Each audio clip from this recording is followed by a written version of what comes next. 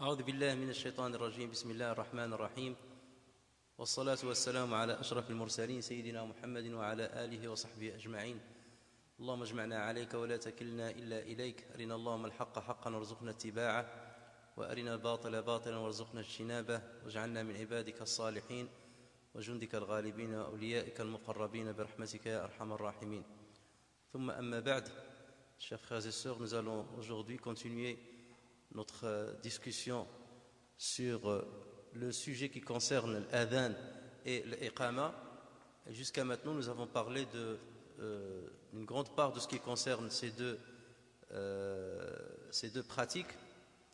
On a parlé de la condition de validité, on a parlé de leur sunan, on a parlé de ce qui est makruh dans cette pratique. Et aujourd'hui, donc, on va continuer en commençant par parler de ce qu'il faut dire lorsque le mu'adhin est en train de lever l'adhan. Alors, pour la majorité des écoles, il est conseillé pour celui qui entend l'adhan ou bien qui entend l'iqama de dire la même chose que ce que dit le mu'adhin. Alors, pour information, lorsqu'on parle de mu'adhin, ça peut aussi bien signifier celui qui lance l'adhan que celui qui lance l'iqama, parce qu'on a dit que dans la définition de l'adhan, c'est l'appel à la prière. Et donc celui qui accomplit l'adhan, c'est un mu'adhin, puisqu'elle appelle à la prière. Et celui qui accomplit l'iqama, on l'appelle aussi mu'adhin, puisqu'il appelle à la prière. Il parle de l'imminence du début de la prière. Donc il est conseillé pour la majorité des savants de dire ce que dit le mu'adhin au moment où il accomplit l'adhan ou au moment où il accomplit l'iqama. Pour les Hanafites, il s'agit en fait d'une obligation. Donc pour eux, ce n'est pas seulement conseillé, mais pour eux, c'est une obligation. Et pour la majorité des Malikites, il est conseillé de répéter uniquement at-takbirat ainsi que shahadatayn. Pour la majorité des Malikites. Il y a d'autres versions qui ont rapporté que les Malikites aussi, parce que certains Malikites disent qu'il faut répéter tout l'adhan. Mais pour la majorité des Malikites, il faut seulement, lorsque le mu'adhin dit Allahu Akbar, donc on dit Allahu Akbar, Ashhadu an la ilaha illallah, Ashhadu an la ilaha illallah, on répète après lui, Ashhadu an la ilaha illallah, on répète après lui, Ashhadu an la ilaha illallah, Ashhadu anna Muhammadan Rasulullah, on répète Ashhadu anna Muhammadan Rasulullah, et une deuxième fois. Et on s'arrête là pour les Malikites. Autrement dit, lorsqu'il dit Hayya ala salah, Hayya ala al-falah, Allahu Akbar, la ilaha illallah, là on ne répète pas avec lui. Pourquoi disent ces Malikites? Ils disent ceci parce qu'ils disent que lorsque le mu'adhin il dit Hayya ala salah, là on n'est plus dans le dhikr. Autant au début on était avec le dhikr, avec le takbir et le tashahhud, autant là le mu'adhin est en train d'appeler les gens à la prière. Venez pour salah, venez pour le falah. Donc là on n'est pas dans le dhikr. Et là on n'est pas censé répéter après lui ce qu'il dit. Quant à la fin, lorsqu'il dit Allahu Akbar, la ilaha illallah, il s'agit seulement d'une répétition de ce qu'il a dit au début. Donc on n'a pas à le refaire. Donc voilà l'avis des Malikites concernant ce sujet. Mais la majorité, comme j'ai dit, est pour le fait de répéter avec le mu'adhin jusqu'à la fin, depuis le début de l'adhan jusqu'à la fin de l'adhan, et il en est de même pour l'iqama. Alors comme j'ai dit, la majorité, lorsque le mu'adhin il dit Allahu Akbar, donc on répète après lui, Ashhadu an la ilaha illallah, on répète après lui, Ashhadu anna Muhammadan Rasulullah, on répète après lui. Mais lorsqu'il dit Hayya ala salah, on dit La hawla wa la quwwata illa billah. Lorsqu'il dit Hayya ala al-falah, La hawla wa la quwwata illa billah. Avant de citer pourquoi, quelle est la preuve du fait de dire cela, quelle est la signification de La hawla wa la quwwata illa billah? Le hawl vient du verbe hawwala. Et hawwala, ça veut dire il a transformé d'un état à un autre. Kana fi halin, il était dans un état, wa asbaha fi halin akhar, et il est devenu dans un autre état. Donc lorsqu'on dit la hawla wa la quwwa, al quwwa c'est la force et la puissance. La hawla wa la quwwata illa billah, la vraie traduction c'est que on ne peut changer d'un état à un autre et on ne peut avoir de puissance que par Allah Azza wa Jal. Autrement dit, c'est comme si la personne qui répète cette phrase-là est en train de dire je ne suis en train de passer d'un état de non-prieur, de quelqu'un qui vaquait à ses occupations quotidiennes, à un état de prière que par la grâce d'Allah Azza wa Jal. Autrement dit, l'adoration que je vais accomplir, je l'accomplis par la grâce et par la puissance et la force d'Allah Azza wa Jal et non pas par ma propre force. Et là, c'est-à-dire le summum du respect vis-à-vis d'Allah tabaraka wa ta'ala, de tawakkul vis-à-vis d'Allah Azza wa Jal et de la modestie, de toujours remettre les choses et reconnaître que tout ce que nous faisons comme bien vient de notre Seigneur. Je ne change d'état que grâce à Allah Azza wa Jal. Je ne vais aller vers la prière, je ne vais aller vers le falah que grâce à Allah Azza wa Jal. Donc voilà la signification, bien le secret de la répétition de ces deux phrases. Et pourquoi on ne le répète pas avec l'imam? Parce que comme j'ai dit, lorsque tu dis hayya ala salah, là on est en train d'appeler ceux qui prient. Donc toi tu ne vas pas répéter la même chose. Lui autant il le dit à haute voix, donc forcément les gens l'écoutent et l'entendent pour qu'il vienne prier. Mais toi tu vas le répéter derrière lui à voix basse. Donc ça ne convient pas que tu dises hayya ala salah. Tu le dis à qui? Tu le dis à personne. Venez à la prière, venez à al-falah. Donc là c'est insensé de répéter derrière lui la même chose, puisque tu n'appelles personne. D'accord? Donc c'est pour cela que toi tu dis autre chose que ce qu'a dit al-mu'adhin. Alors, l'imam al-Bukhari et Muslim, ainsi que d'autres, rapportent que sur Abu Sa'id al-Khudri, radiyallahu anhu, que le prophète sallallahu alayhi wa sallam a dit إذا سمعتم النداء فقولوا مثل ما يقول الإمام. Ou bien le mu'adhin, lorsque vous entendez l'appel à la prière, dites exactement ce que dit l'imam. Et Muslim, ou bien le mu'adhin, et Muslim a rapporté sur Omar radiyallahu anhu, Ibn Khattab radiyallahu anhu, un long hadith dans lequel le prophète sallallahu alayhi wa sallam a parlé justement du mérite du fait de répéter phrase après phrase et de dire la hawla wa la quwwata illa billah. Dans ce hadith là, Omar ibn Khattab a spécifié la répétition de cette phrase de la hawla wa la quwwata illa billah. Et le Bukhari a rapporté un hadith sur Muawiyah ibn Abi Sufyan radiyallahu anhu qui a confirmé ceci. Donc plusieurs hadiths authentiques donc, nous montrent que c'est ainsi qu'il faut répéter derrière l'imam. Alors maintenant, lorsqu'il s'agit de quelqu'un qui n'est pas en état d'ablution majeure, est-ce qu'il est obligé ou est-ce qu'il est conseillé pour lui de répéter ce que dit al-mu'adhin? Alors pour la majorité des écoles, celui qui n'est pas en état d'ablution majeure, ou bien les femmes qui sont en état de menstru ou de lochi, peuvent répéter avec al-mu'adhin, donc les phrases qu'il dit. En revanche, les hanafites, ça c'est pour la majorité des savants, mais pour les hanafites, ils considèrent que les femmes qui ont des menstrues n'ont pas à répéter l'adhan.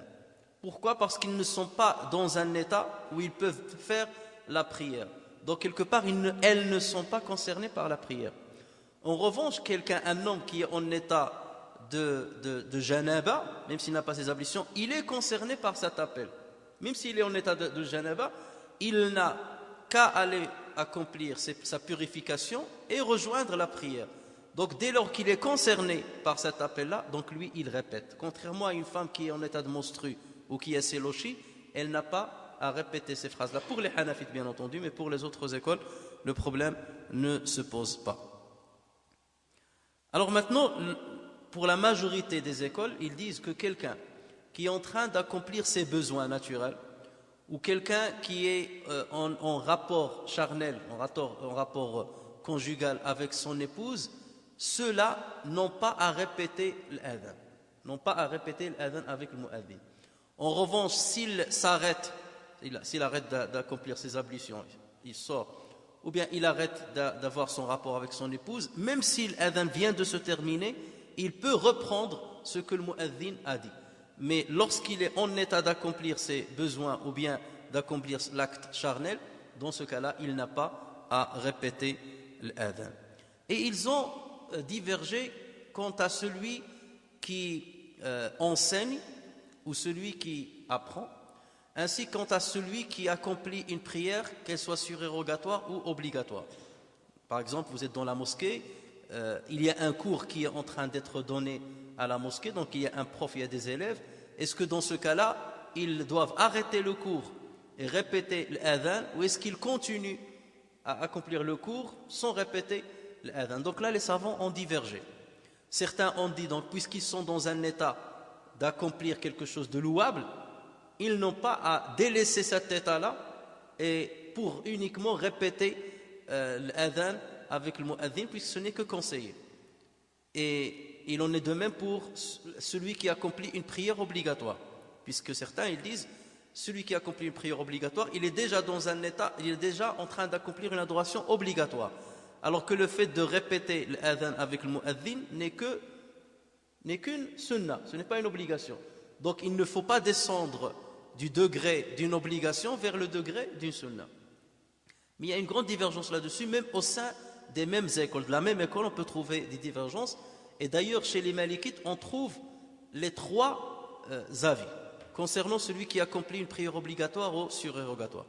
Alors, chez les Malikites, par exemple, ils disent, certains Malikites, ils disent, celui qui accomplit une prière obligatoire ou surérogatoire, il est conseillé pour lui de répéter l'adhan, c'est-à-dire de stopper pendant qu'il fait la prière et de répéter l'adhan, et ensuite il continue, à condition qu'il ne dise pas hayya ala salah, hayya ala falah.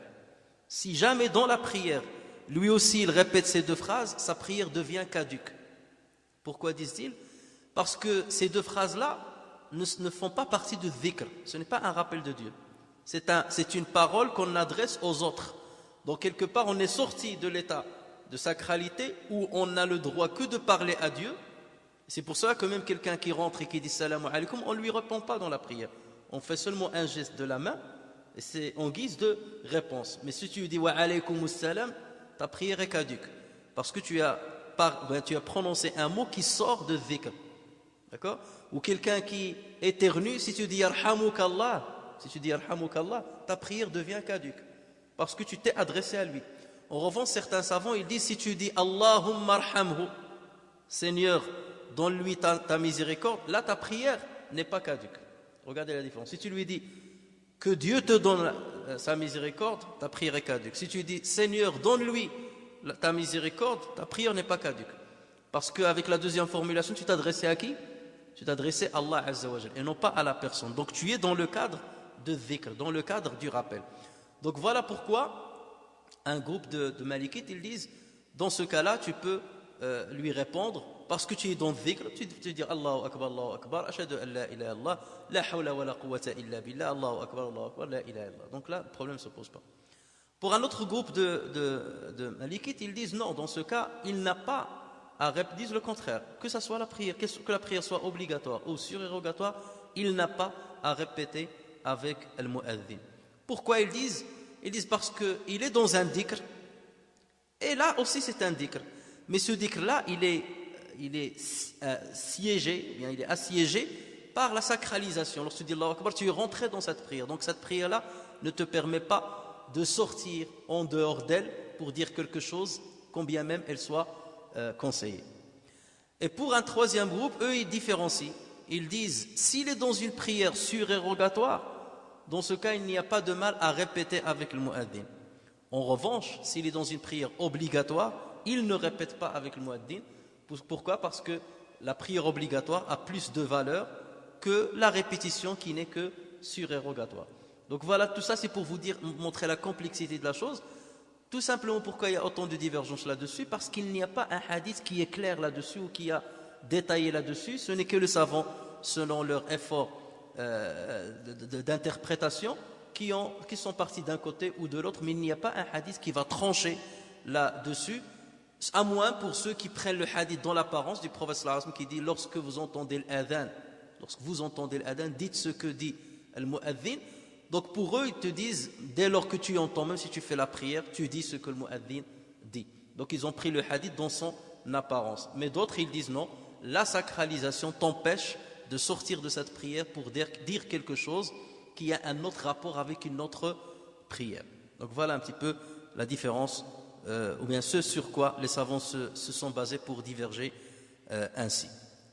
Quant à celui qui lit le Coran dans la mosquée ou ailleurs ou chez lui, là il peut s'arrêter, répéter avec le mu'adhin, et lorsqu'il termine, il continue sa lecture surtout si l'appel à la prière, à l'imminence de la prière, l'iqama, va se retarder. Alors maintenant, pour celui qui rentre dans la mosquée, il rentre dans la mosquée et au moment de sa rentrée, le mu'adhin s'est levé pour accomplir l'adhan, ou il a entendu le mu'adhin en train d'accomplir l'adhan. Dans ce cas, que doit-il faire? Est-ce qu'il accomplit la prière de salutation?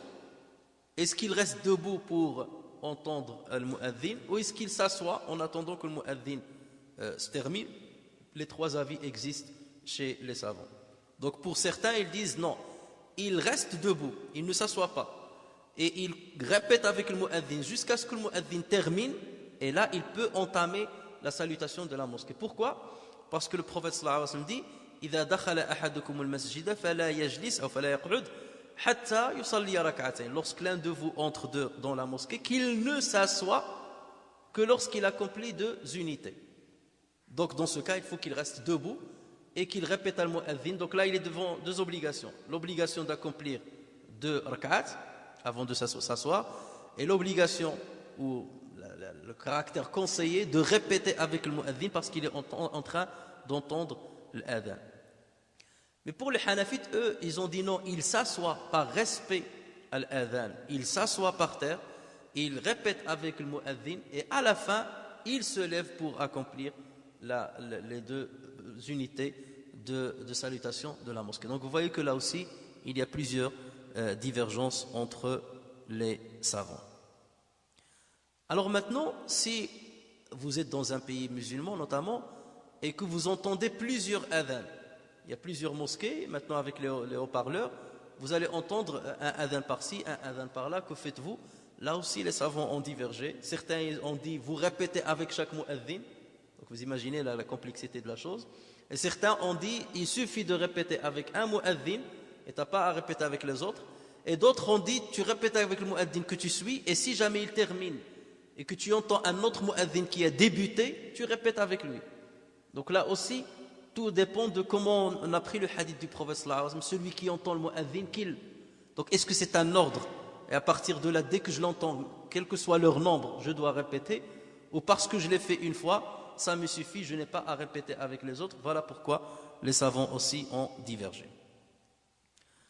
Alors maintenant, lors de la prière de Subh, vous savez très bien que lorsqu'on accomplit l'adhan, après Hayya ala salah, Hayya ala falah, on dit As-salatu khayrun mina an-nawm. As-salatu khayrun mina an-nawm, ce qu'on appelle tathwib. Tathwib parce qu'on insiste. Déjà, on a dit venez pour la prière, venez pour la félicité ou bien venez pour le gain.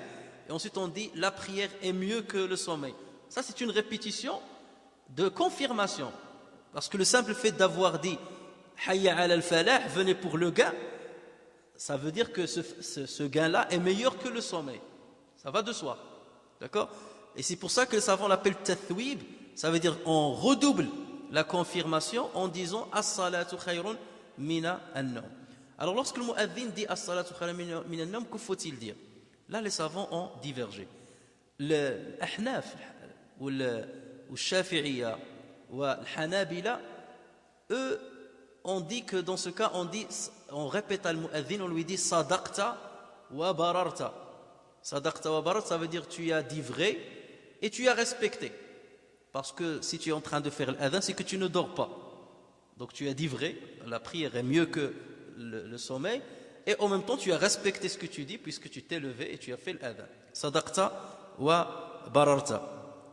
Mais les malikites considèrent qu'il ne faut pas dire cette phrase-là parce qu'il n'y a rien qui la confirme. Il n'y a pas pour le malikite un hadith, et c'est vrai, il n'y a pas un hadith qui la confirme. Donc pour les malikites, c'est une innovation que de dire sadaqta wa bararta. Il suffit de dire as-salatu khayrun min an-nawm. Donc on reste dans le cadre général du hadith du prophète sallallahu alayhi wa sallam de dire ce qu'on entend de l'imam. Puisqu'il n'y a pas une exception qui nous sortirait de la règle. Autant il y a une exception pour Hayya ala salah, Hayya al falah qui a été cité dans un hadith, mais concernant as-salatu khayrun min an-nawm, il n'y a pas un hadith qui spécifie le fait de dire sadaqta wa bararta. La même chose lorsque le mu'adhin accomplit l'iqama et qui dit qad qamati as-salah. Donc le mu'adhin lorsqu'il accomplit l'iqama, pareil on répète avec lui. Sauf pour les malikites, comme on a dit au départ, pour les malikites on répond seulement Allahu Akbar ou shahadatayn et on s'arrête. Et pour les trois autres écoles, on répète même avec on répète l'iqama jusqu'à la fin. Lorsque maintenant le mu'adhin dit qad qamati salah, que faut-il dire?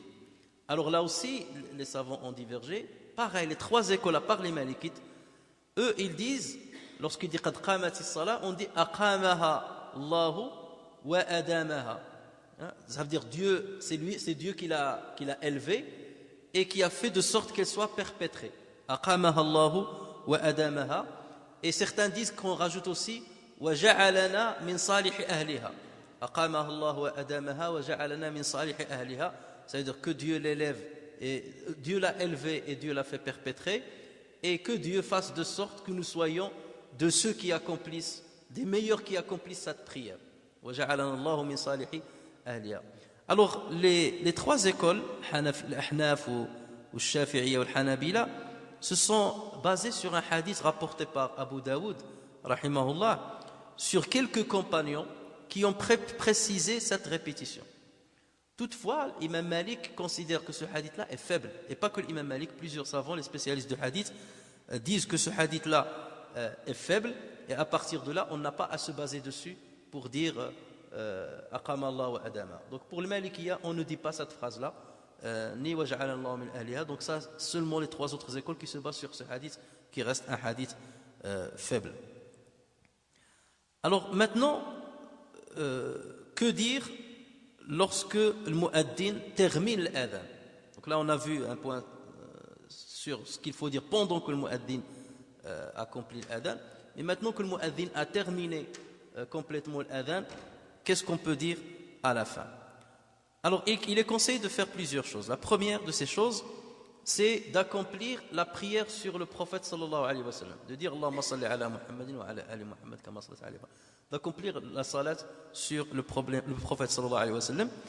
Et ceci se base sur un hadith qui a été rapporté par Muslim, donc un hadith authentique, dans lequel le prophète sallallahu alayhi wa sallam a dit إذا سمعت المؤذن فقولوا مثل ما يقول. Lorsque vous entendez le mu'addin, dites exactement ce qu'il dit. فقولوا مثل ما يقول ثم صلوا علي.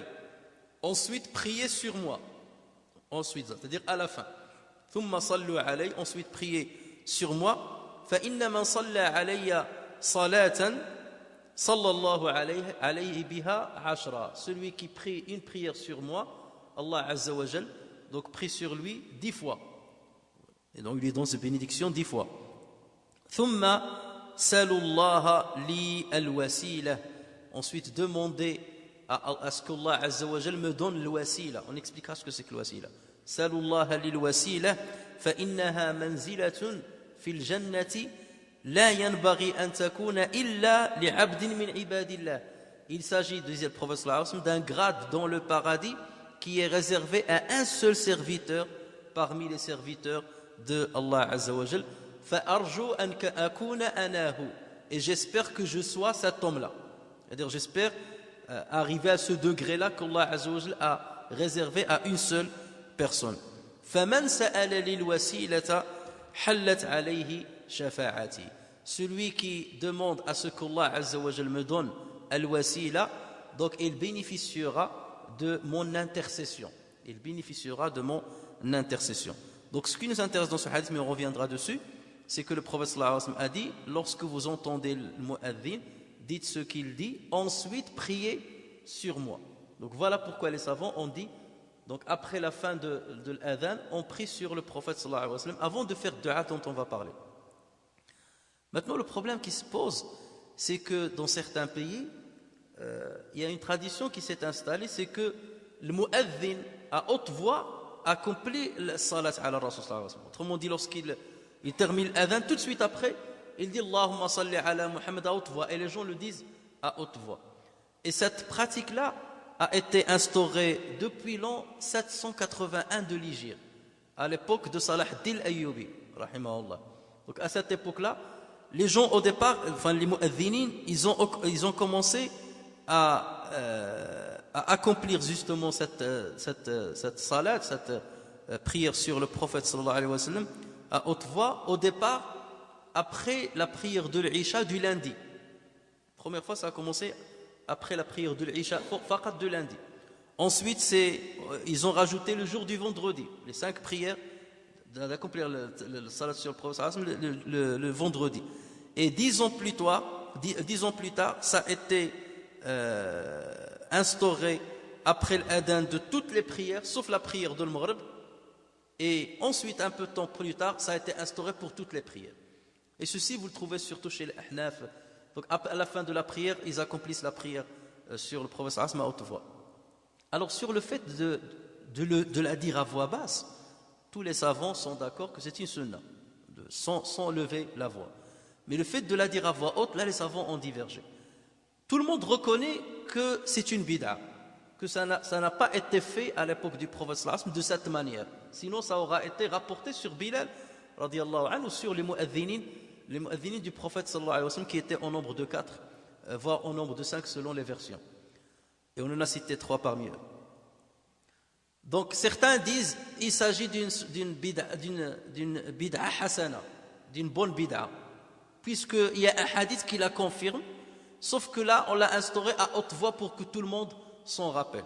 Donc là c'est l'avis de plusieurs savants, de la majorité des savants, et ceux qui l'ont explicitement dit, c'est comme l'imam Sakhawi, l'imam Suyuti, rahimahumallah.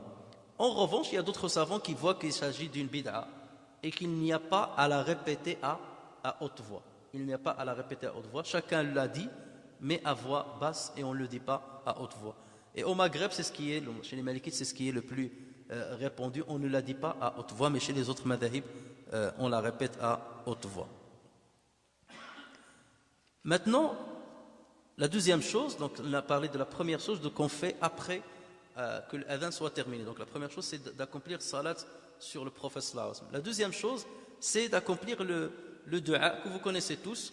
Et ce dua-là se base sur un hadith qui a été rapporté par le Jama'a, sauf Muslim.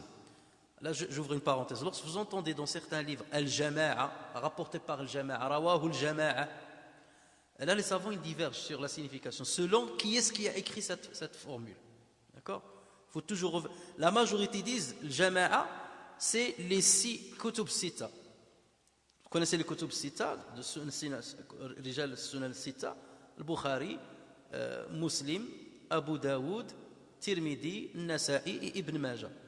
Donc parfois lorsqu'on dit Rawahu al-Jama'a, le groupe là a rapporté ce hadith sauf un tel, donc vous prenez les 6 là et vous enlevez un tel. En revanche, il y a d'autres savants, comme par exemple Ibn Taymiyyah rahimahullah, lui dans le Jama'a, il inclut l'imam Ahmad ibn Hanbal. Donc pour lui le Jama'a c'est 7 et non pas 6. D'accord ? Et Ibn Hajar lui aussi il a une pratique là-dessus, Suyuti aussi il a une pratique dessus. Donc à chaque fois lorsque vous voulez parler Rawahu al-Jama'a, il faut dire qui est-ce qui a dit que c'est le Jama'a qui l'a rawa. Est-ce que c'est Ibn Taymiyyah qui a dit cela? Est-ce que c'est Ibn Hajar? Est-ce que c'est Suyuti? Puisque chacun d'eux a une formulation qui lui est spécifique. Mais en général, d'une manière générale, lorsque vous entendez le Jama'a, ça inclut les six grands rapporteurs du hadith. Sauf si vous lisez un livre de Ibn Taymiyyah ou un livre qui explique les paroles d'Ibn Taymiyyah, comme par exemple le livre de Nail al-Awtar de Shawkani qui explique Muntaqa al-Akhbar de Ibn Taymiyyah. Là, dès qu'il parle de Jama'a, vous devez inclure l'imam Ahmed ibn Hanbal. Je ferme là la parenthèse.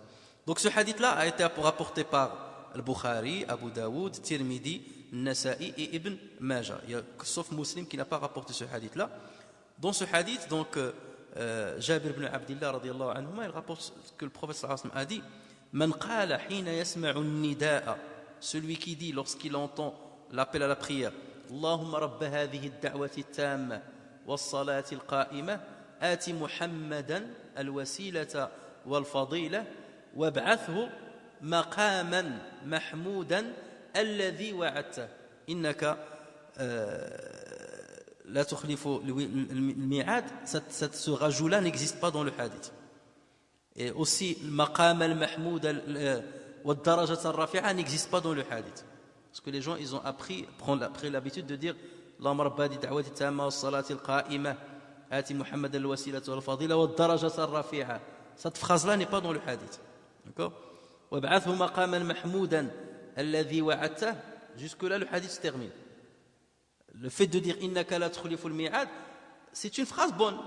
Bien sûr, Allah Azza wa Jal ne rate pas le rendez-vous. Ou la promesse qu'il a donnée, il la respecte. Mais cet ajout-là n'existe pas dans le hadith. Voilà. Donc certains voient qu'il n'y a pas de mal à rajouter cela parce que c'est un plus et ça ne gêne pas. Et d'autant plus qu'on n'est pas dans une prière qui est cadrée. D'autres voient non, que même on est dans une adoration et il faut respecter exactement ce qui a été dit dans le hadith. Les savants aussi, ils divergent sur le fait est-ce qu'on dit Allahumma rabba hadi ad-da'wati at-tamma was-salati al-qa'ima ati sayyidana. Le fait de rajouter sayyidana, est-ce qu'on le dit ou on ne le dit pas? Là aussi, il y a une divergence. Le hadith ne parle pas de sayyidana, puisque c'est le prophète sallallahu alayhi wa sallam qui a parlé. Jamais lui, il n'a dit de dire sayyidana. Mais d'autres savants ont dit, de toute manière, le prophète sallallahu alayhi wa sallam, c'est un maître, c'est notre maître, c'est sayyidana.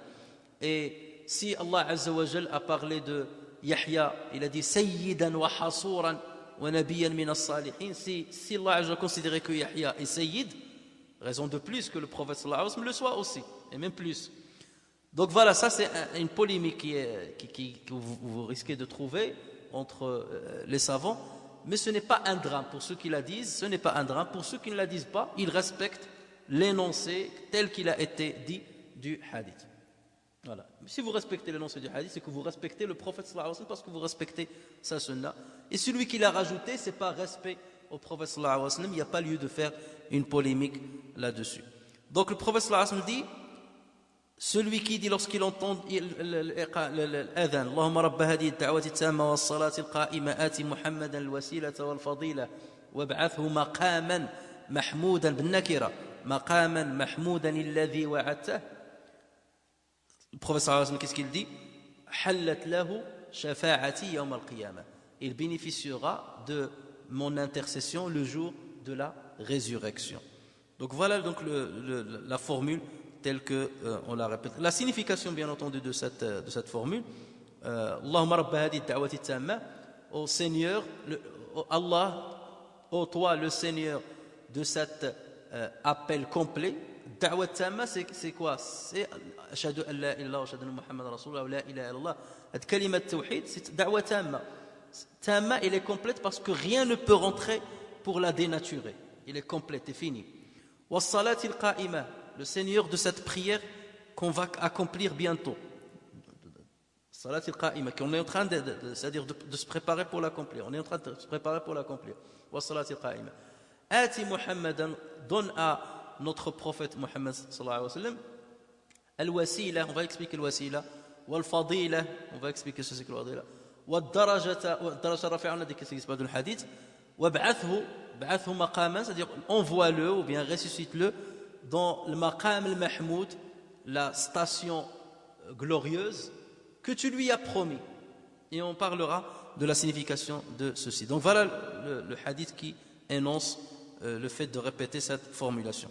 Dans un autre hadith, il y a une autre rapporté par Muslim qui est authentique aussi, il y a une autre formulation qui a été rapporté sur Sa'd ibn Abi Waqqas radiyallahu anhu, dans laquelle le prophète sallallahu alayhi wa sallam a dit Man qala hina yasma'u an-nida, celui qui dit lorsqu'il entend an-nida, wa ana ashhadu an la ilaha illa Allah wahdahu la sharika lah, et moi aussi j'atteste qu'il n'y a de Dieu que Allah et il n'a aucun associé. Pourquoi tu dis et moi aussi? Parce que le mu'adhin l'a dit, donc toi aussi tu le répètes, wa ana ashhadu an la ilaha illa Allah wahdahu la sharika lah wa anna Muhammadan Rasulullah, j'atteste que Muhammad Rasulullah, raditu billahi rabban, j'ai attesté ou bien j'ai agréé Allah comme Seigneur, wa bil islami dinan, et j'ai agréé l'islam comme religion, wa bi Muhammadin Rasula, et j'ai agréé Muhammad comme prophète, ghufira lah, on lui pardonnera ses péchés. Le hadith là aussi a été rapporté par Muslim sur le prophète sallallahu alayhi wa sallam. Donc que tu dises la première formulation ou la deuxième formulation, c'est un bien. Que tu rassembles entre les deux, c'est encore mieux. Comme ça, tu as respecté les deux hadiths, tels qu'ils ont été énoncés. Alors maintenant, on va expliquer les termes de l'wasila. L'wasila, en arabe, l'wasila, ça veut dire l'intermédiaire, le moyen qui te fait parvenir à quelque chose. C'est ça, l'wasila. Et l'wasila a été expliqué par le prophète sallallahu alayhi wa sallam, puisqu'on a dans le premier hadith, rappelez-vous, lorsqu'il a dit parce qu'il y a un degré dans le paradis dont ne bénéficierait qu'un seul serviteur parmi les serviteurs de Dieu. et j'espère être moi. Donc il a dit, demandez à ce que Dieu me donne le wasila, parce qu'il y a un degré. Donc le prophète a expliqué ce que c'est que le wasila. C'est un degré au paradis qui sera réservé à une personne, et ça sera le prophète Mohammed sallallahu alayhi wa sallam. C'est ça le wasila. Là, la signification de le wasila. Maintenant, al-fadila. En arabe, regardez, al-wasilata wa al-fadila. هذا تسمى عطف تفسير. الفضيلة c'est une explication de al-wasila. Parce que al-fadl, ça veut dire quoi al-fadl? C'est un privilège. Faddalaka ala fulan, il t'a privilégié par rapport à un autre. Al-fadila, ça veut dire c'est-à-dire ce privilège-là, qui est le wasila, qui est ce degré-là dans le paradis. Maqam al-mahmoud, الذي وعدته, le maqam c'est la station, maqam, comme lorsqu'on dit maqam Ibrahim, c'est la station de Ibrahim. Maqam c'est la station. Le mahmoud, ça veut dire qui est loué, quelque chose qui est loué. الذي وعدته, que tu lui as promis où? Allah Azza wa Jalla l'a promis au prophète sallallahu alayhi wa sallam dans sourate al-Isra, lorsque Allah Azza wa Jalla a dit aqimis salata liduluki ash-shamsi ila ghasaqi al-layli wa qur'an al-fajr inna qur'an al-fajr kana mashhuda wa min al-layli fatahajjad bihi nafilatan laka asa an yab'athaka rabbuka maqaman mahmouda. Asa an yab'athaka rabbuka maqaman mahmouda. Accomplis la salat au déclin du soleil jusqu'à l'obscurité de la nuit, et fait aussi la lecture de l'aube, car le Coran, ou bien la lecture du Coran à l'aube a des témoins, plusieurs, c'est-à-dire témoigneront en ta faveur, et de la nuit consacre une partie avant l'aube pour des salats surrogatoires, afin que ton Seigneur te ressuscite en une position de gloire. Donc c'est cette position de gloire que Dieu a promis au prophète sallallahu alayhi wa sallam. Pourquoi on dit Mahmoud? Parce que les gens vont louer le prophète sallallahu alayhi wa sallam pour ce degré-là, pour cette position-là. Et les savants disent cette position, en fait, c'est l'intercession du prophète sallallahu alayhi wa sallam. Puisque le prophète sallallahu alayhi wa sallam va intercéder à tous ceux qui vont se rassembler dans le jour, l'ard al-mahshar, dans la terre de mahshar, de la terre du rassemblement. Le rassemblement, comme on va le voir dans le Jumu'ah, dans les Jumu'ah qui vont venir, c'est un rassemblement qui va durer très longtemps. Et le soleil se rapprochera des gens, et les gens vont suer, et la sueur va monter selon le degré des péchés de chacun. Et à un certain moment, les gens, ils attendront, ils disent, on a hâte d'être jugés, tellement on a mal d'attendre. Et c'est le prophète sallallahu alayhi wa sallam qui va venir à Dieu, et qui, Allah Azza wa Jalla, va lui faciliter des louanges que personne n'a fait auparavant. Et le prophète sallallahu alayhi wa sallam va accomplir ces louanges à Allah Azza wa Jalla, et il va lui demander l'intercession pour qu'il raccourcisse la durée de l'hashr, de la station de l'hashr, et pour que le hisab commence. Et donc là, les gens vont louer le prophète sallallahu alayhi wa sallam pour cette intercession que seul lui avait la capacité de faire. Donc voilà pourquoi on l'a appelé, d'après plusieurs savants, maqaman mahmoudan, puisque tout le monde va le louer sur ce geste qu'il va accomplir vis-à-vis de tout le monde. Alors, certains savants ont dit qu'il est conseillé de rajouter après l'adhan de l'mughrib, une formulation. Et cette formulation a été rapportée par un hadith sur Salama radiyallahu anha, dans lequel elle a dit Allamani Rasulullah sallallahu alayhi wa sallam an aqula inda adhan al-maghribi. Le prophète sallallahu alayhi wa sallam m'a appris de dire à la suite de l'adhan de al-maghrib, Allahumma inna hadha iqbalu laylika wa idbaru naharika wa aswatu du'atika faghfir li. Seigneur, ceci est l'avènement, ou bien l'entrée de ta nuit et le départ de ta journée, de la journée, et les voix de tes prédicateurs. Aswatu du'atika faghfir li, pardonne-moi. Sauf que les savants disent que ce hadith-là est faible, puisque l'imam Tirmidhi lui-même, il a dit c'est un hadith gharib, c'est un hadith étrange. Et donc à partir de là, plusieurs savants ne se basent pas dessus, ils disent que ce n'est pas une sunna de répéter cette formulation après le maghrib. Il y a même certains qui rajoutent certaines formulations après le fajr. En revanche, il y a des du'a rapportés sur le prophète sallallahu alayhi wa sallam après la prière de subh et après la prière de maghrib. Mais là, il s'agit de du'a après la prière et non pas après l'adhan, pas juste après l'adhan. Donc là, il n'y a pas besoin de dire ces phrases-là. Donc on a parlé de ce qu'il faut faire. La première, c'est salat ala nabi. Ensuite, du'a, Allahumma rabba ad-da'wati tamma wa salat al-qa'ima. Troisième chose, c'est avant l'iqama d'invoquer Allah Azza wa Jal comme on veut. أن يدعو الإنسان الله تبارك يدعو المسلم الله تبارك وتعالى بين الأذانين. Entre les deux adhan, تدعو بما شئت. Tu invoques Dieu de ce que tu veux. Parce que le prophète sallallahu alayhi wa sallam a dit dans un hadith rapporté par Ahmed, Abu Daoud, Tirmidhi, qu'il a considéré bon, et Ibn Khuzayma et Ibn Hibban qui l'ont authentifié, le prophète sallallahu alayhi wa sallam a dit Ad-du'a la yuraddu bayna al-adhan wal-iqama. Le dua n'est jamais réfuté entre l'adhan et l'iqama, c'est-à-dire Dieu l'accepte. Et dans une version, il a dit fad'u, donc invoquer. Dans une autre version, les compagnons lui ont dit que devons-nous dire alors? Alors le prophète sallallahu alayhi wa sallam, il a dit salullah al-afwa wal-afiyata fi dunya wal-akhirah. Demandez à Dieu l'afou, le pardon, et l'afia et la santé dans l'ici-bas et dans l'au-delà. Donc Allahumma inni as'aluka al-afwa wal-afiya, Allahumma afu anni wa afini, comme on veut. Donc là c'est une autre version qui précise justement de dire cela, et ceci bien entendu entre l'adhan et l'iqama, et le hadith là-dessus est authentique, donc il n'y a aucun problème là-dessus.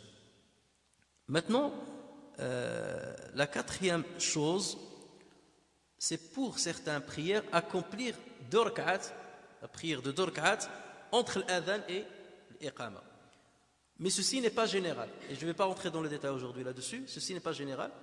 C'est vrai parce que le prophète sallallahu alayhi wa sallam a dit, dans le hadith qui a été apporté par le Bukhari et Muslim, bayna kulli adhanayni, entre chaque adhan et iqama, de chaque prière, bayna kulli adhanayni salah, bayna kulli adhanayni salah, bayna kulli adhanayni salah, liman sha'. Entre deux adhan, il y a une prière, entre deux adhan, il y a une prière, et entre deux adhan, il y a une prière pour celui qui le veut. Le prophète à la fin, il a dit pour celui qui le veut. Là, c'est pour montrer que ce n'est pas une obligation, pour celui qui le veut. Mais les savants ont divergé lorsqu'il s'agit de la prière de l'mughrib. Est-ce qu'entre l'adhan et l'iqama, on accomplit rak'atayn? Là, il y a une divergence, mais j'en parlerai dans un autre cours qu'on spécifiera pour les prières surrogatoires.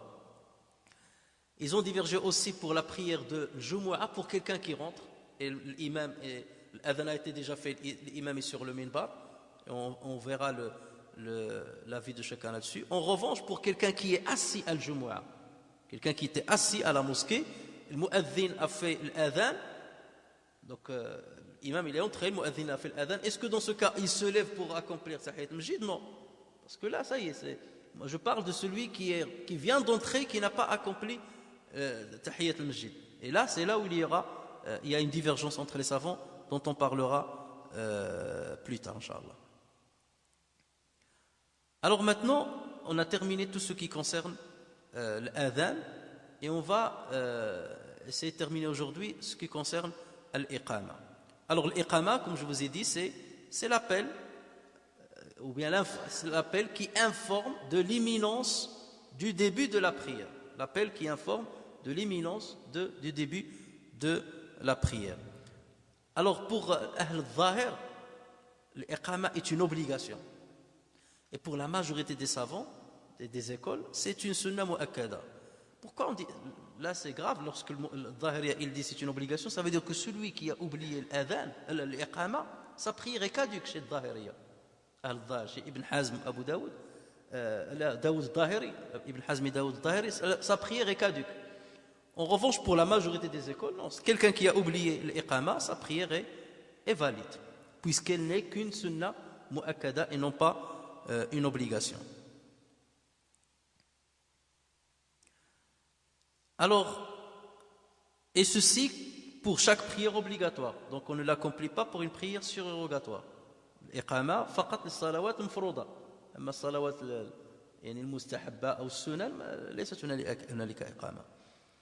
Alors الحنابلة والأحناف وبعض المالكية كما قلنا سابقا, donc comme on l'a dit auparavant, ont déconseillé que la femme accomplisse l'adhan ou qu'elle accomplisse l'iqama. Là c'est le Hanabila et l'Ahnaf et quelques Malikites.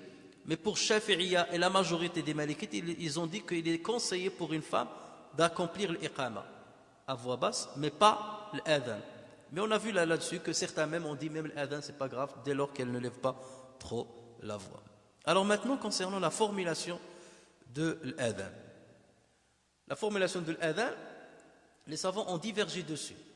Il y a 3 avis concernant, comme pour l'adhan. Rappelez pour l'adhan on a dit est-ce que c'est 15 formulations ou bien. Là aussi pour l'iqama, il y a aussi une divergence entre les savants en 3 catégories. Alors l'Ahnaf, les premiers, donc eux ils disent que dans l'iqama il y a 17 phrases. Alors qu'on avait vu que pour l'adhan il y avait 15. Pour l'iqama il y a 17 phrases. Pourquoi? Parce qu'ils disent Allahu Akbar, Allahu Akbar, Allahu Akbar, Allahu Akbar. Voilà 4. Ashhadu an la ilaha illallah, ashhadu an la ilaha illallah. Il répète 2 fois. Ashhadu anna Muhammadan Rasulullah, ashhadu anna Muhammadan Rasulullah. Hayya ala salati, hayya ala salah. Hayya ala al-falah, hayya ala al-falah. Qad qamati salatu, qad qamati salah. Allahu Akbar, Allahu Akbar, la ilaha illallah. Donc eux, ils ont pour takbirat les 4 au départ, d'accord? Donc ils ont rajouté ça. Et qad qamati salat, ils l'ont considéré comme double. Et ils doublent le tout. Donc là, c'est le maximum chez l'Ahnaf. Donc on voit bien que c'est ce qui a dépassé le plus. Pour le Malikiya, eux, il n'y a que 10 phrases.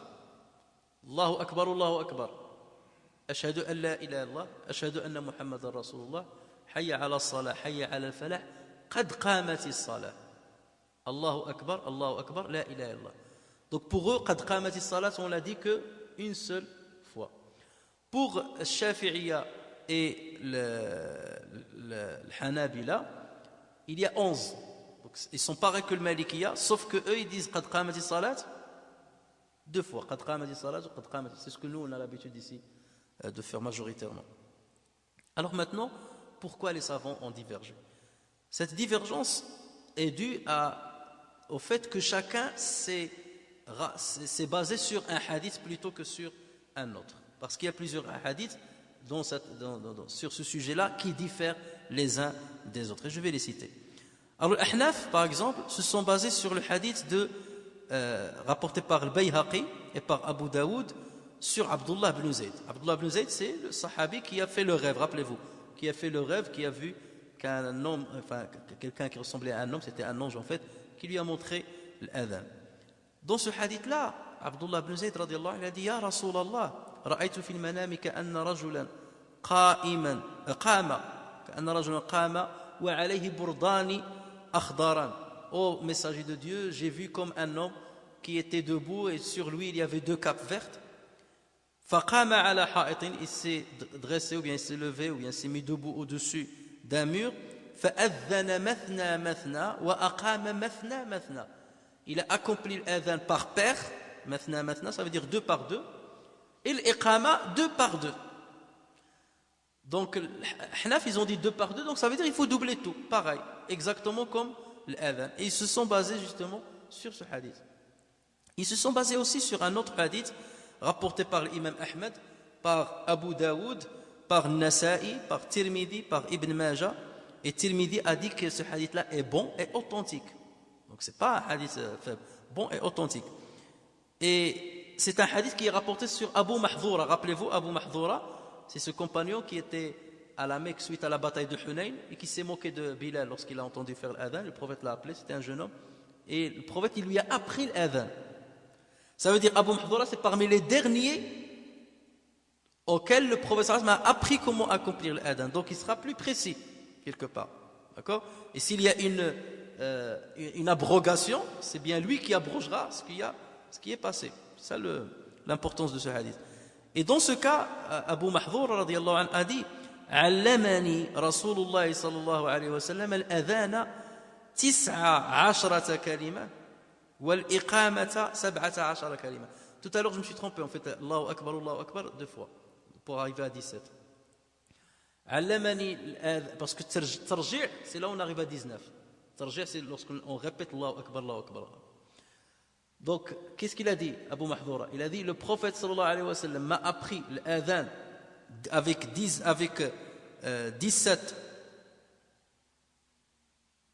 avec 19 formules, et l'iqama avec 17. Donc là, le hadith est clair. Voilà pourquoi donc les Ahnaf ont doublé l'iqama, parce qu'ils se sont basés sur ce hadith-là. Donc en fait, il accomplit l'iqama avec 4 takbirat sans le tarjih. Tarjih, c'est de dire Allahu Akbar, de la répéter à voix basse.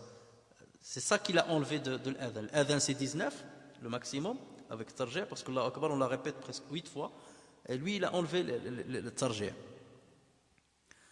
Les Malikites, quant à eux, se sont basés sur un hadith rapporté par le Bukhari, hadith authentique, par le Bukhari, Muslim, Ahmed, Abu Daoud, Nasa'i, Tirmidhi, Ibn Majah. C'est ce que Ibn Taymiyyah rahimahullah les appelle le Jama'a. Sur Anas ibn Malik, radiyallahu anhu, qui a dit Umira Bilal an yashfa'a as-salata wa yutira al-iqama. On a ordonné à Bilal, qu'est-ce qu'il lui a ordonné? C'est le prophète sallallahu alayhi wa sallam. On a ordonné à Bilal de lever l'adhan par paire.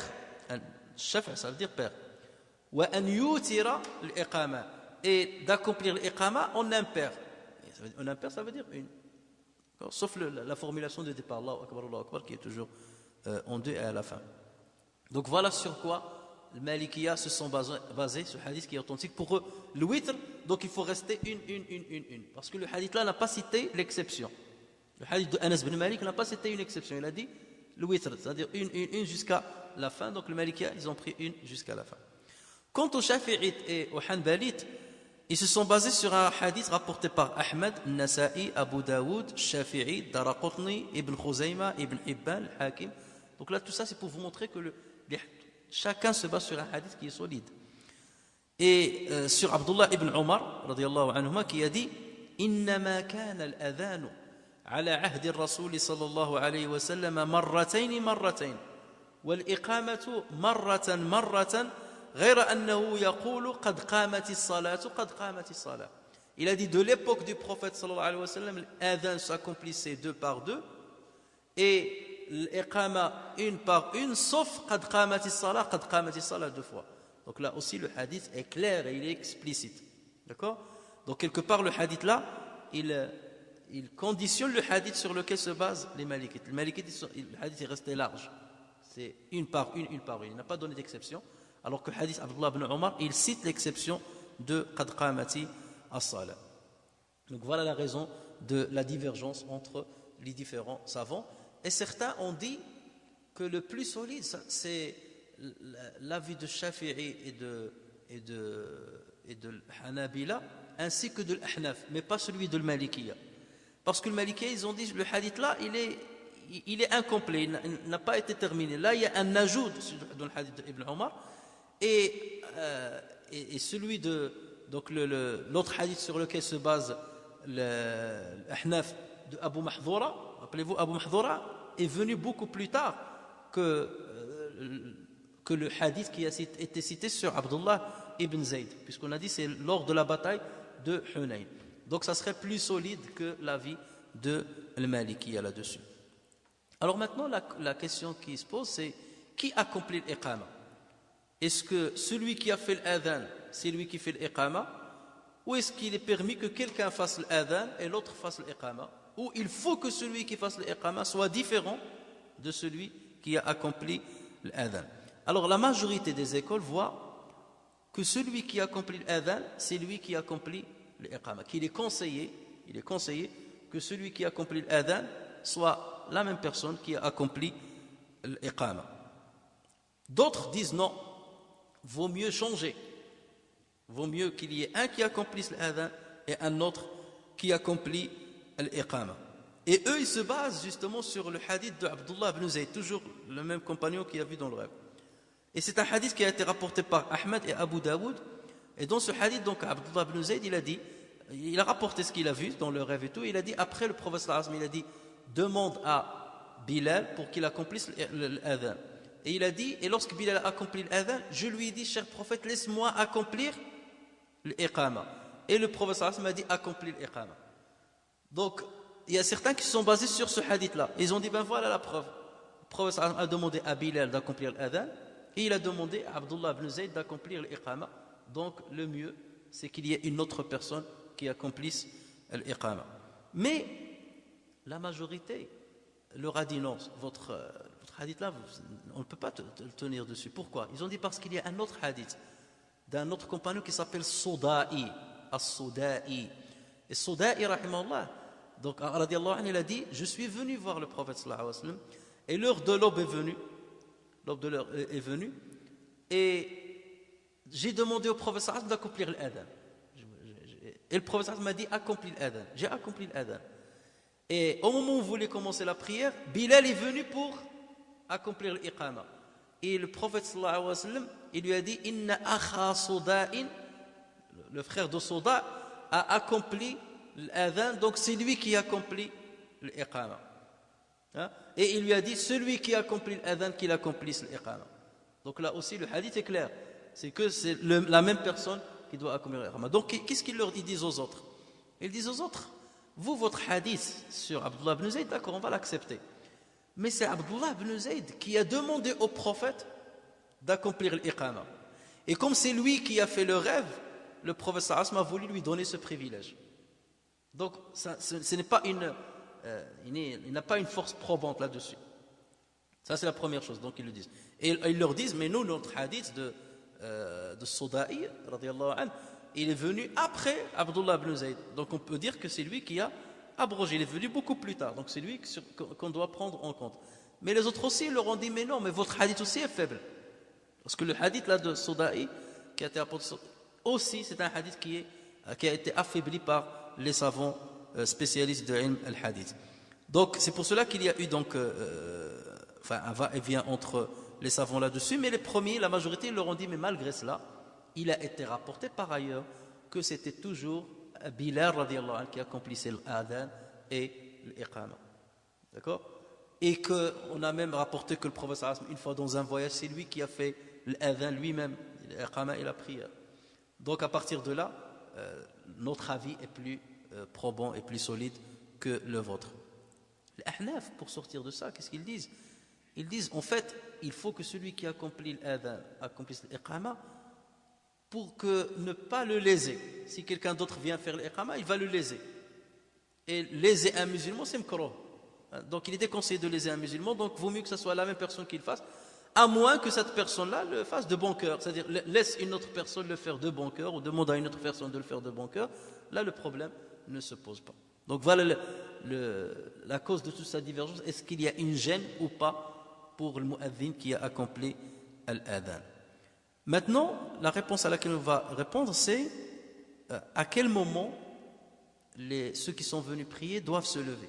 On a compris l'iqama. Est-ce qu'on doit se lever dès que le mu'adhin dit Allahu Akbar, Allahu Akbar, Shadal? Ou bien est-ce qu'il faut attendre qu'ils disent Qad qamatis salah?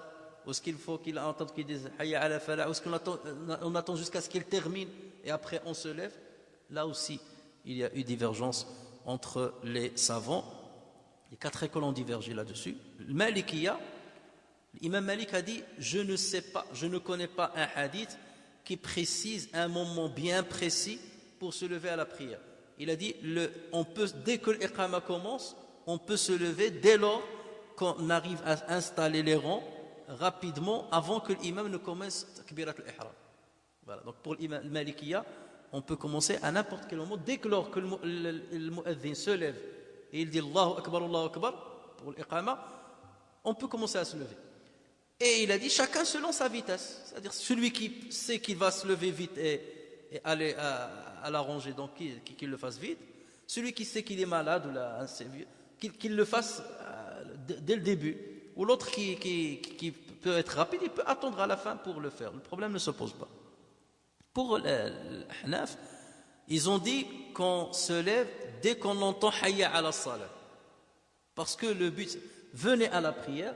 Donc il faut répondre à l'appel de al-mu'adhin. Puisqu'il a dit venez à la prière, donc on lui répond et on s'exécute. Donc on ne le fait pas avant et on ne le fait pas après. Pour les Hanbalites, eux ils ont dit il faut attendre que le mu'adhin dit qad qamatis salah. La prière est levée. Donc c'est là qu'il faut se lever. Eux ils se sont basés sur un hadith rapporté sur Anas bin Malik radiyallahu anhu, que lui, Anas bin Malik, ne se levait que lorsqu'il entendait qad qamatis salah. Donc et là aussi il y a une divergence entre les savants. Est-ce que c'est même madhab sahabi, la vie d'un compagnon, est-ce que la vie d'un compagnon a une force probante ou pas? Et pour les Shafi'i, eux ils disent le mieux c'est d'attendre que le mu'adhin termine l'iqama et après on se lève. Sauf pour quelqu'un qui est âgé ou là, qui est malade, dans ce cas, il vaut mieux qu'il se lève un petit peu avant pour qu'il s'aligne dans la rangée avant que l'imam ne commence. Donc vous voyez que les 4 possibilités existent chez les savants et chacun s'est basé sur une. Alors maintenant, pourquoi? C'est parce qu'il y a plusieurs hadiths en substance.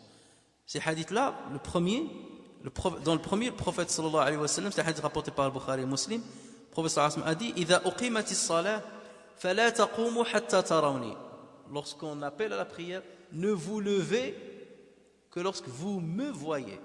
C'est-à-dire, quelque part, ce n'est pas l'appel de l'mu'adhin qui doit vous faire lever, c'est le fait de voir l'imam. Ne vous levez que lorsque vous me voyez entrer. Là, vous vous levez. Tant que je ne suis pas rentré, restez assis. Donc voilà le mafhoum al-mukhalafa, l'inverse de ce qu'on comprend du hadith. Ça veut dire si vous ne me voyez pas, vous ne vous levez pas. Et c'est un hadith rapporté par le Bukhari Muslim. Et les savants ont dit qu'en fait le prophète sallallahu alayhi wa sallam, en disant cela, c'est pour que les compagnons ne l'attendent pas trop. C'est-à-dire, il se peut qu'il se lève et que le prophète sallallahu alayhi wa sallam soit occupé par quelque chose et qu'il retarde. Et eux, ils resteront longtemps à attendre.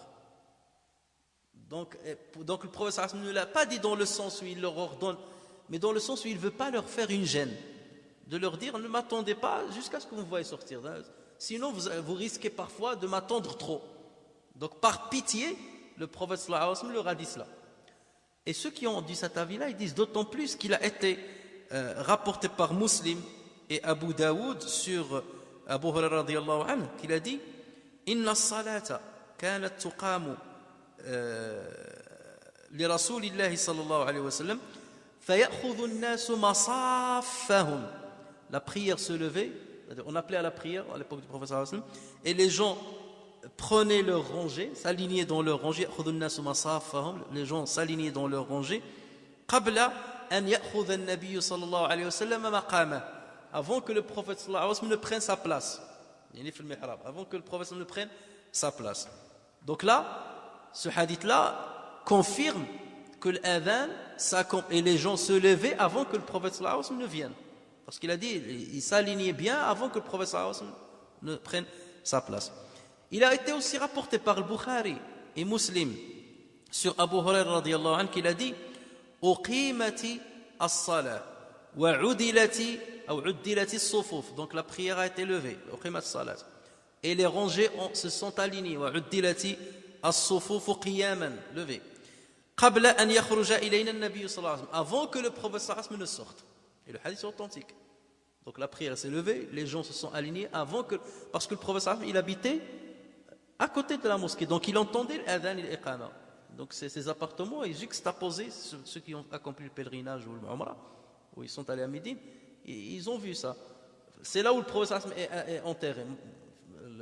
C'est là où habitait le prophète, parce que les prophètes, on les enterre là où ils habitaient. Donc le prophète, parfois on accomplissait l'iqama et le prophète n'était pas encore sorti. Les gens se mettaient debout, le prophète n'était pas encore sorti. Le hadith là le confirme, Abu Hurairah radiyallahu anhu. Fakharaja ilayna, donc le prophète est sorti après. Et lorsqu'il est venu devant,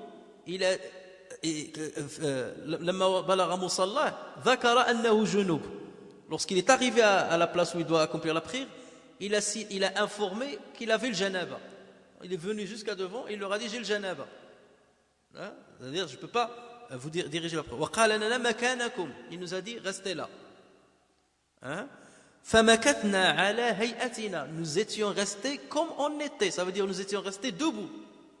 Et le prophète sallallahu alayhi wa sallam, le prophète sallallahu alayhi wa sallam est parti, il s'est lavé et il est revenu et l'eau goûtait de ses cheveux. Et ensuite, il a accompli le takbir et on a prié derrière lui. Donc imaginez ça, le hadith est authentique. On a accompli l'iqama, on s'est aligné et ce n'est qu'ensuite que le prophète sallallahu alayhi wa sallam est venu. Une fois il est arrivé, il nous a informé qu'il avait le janaba, il nous a dit restez comme ça, je reviens. Il est parti et nous étions restés debout en train d'attendre. D'accord? Et il est parti, il a fait sa douche, son lavage.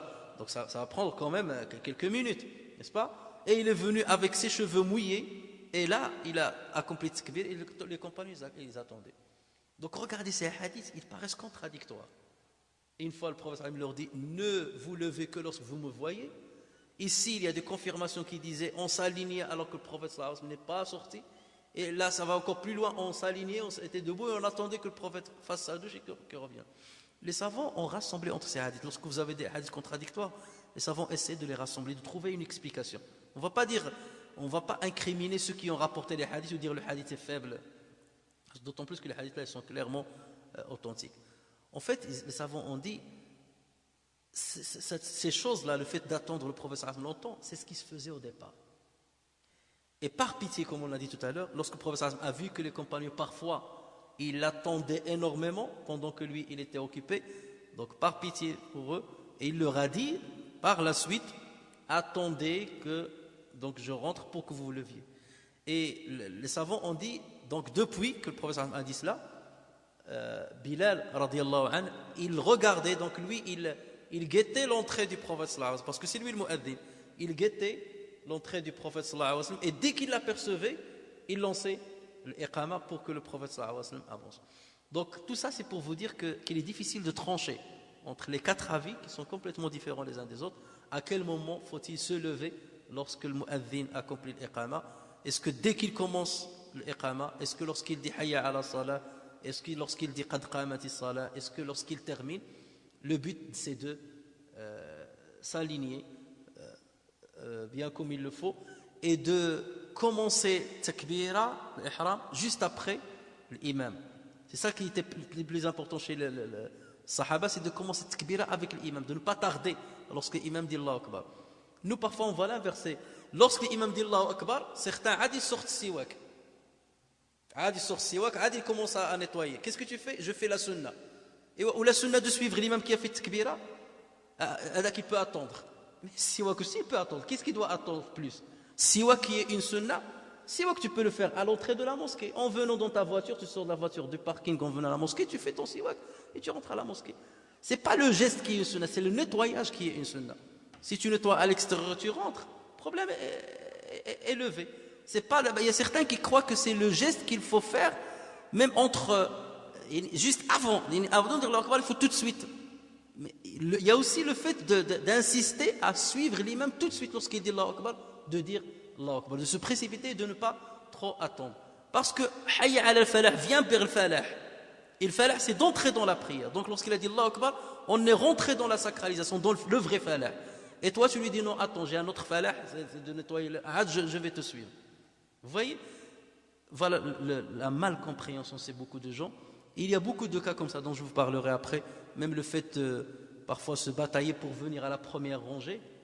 Ibn Abd al-Barr, rahimahullah, et peut-être on déterra là-dessus, il a dit Ma alimtu ahadan, je ne connais pas un savant qui a divergé sur le fait que quelqu'un qui vient très tôt à la mosquée, d'accord, et qui prie et qui risque de prier non pas dans la première rangée, a plus de hasanat que quelqu'un qui est venu en retard et qui a prié dans la première rangée.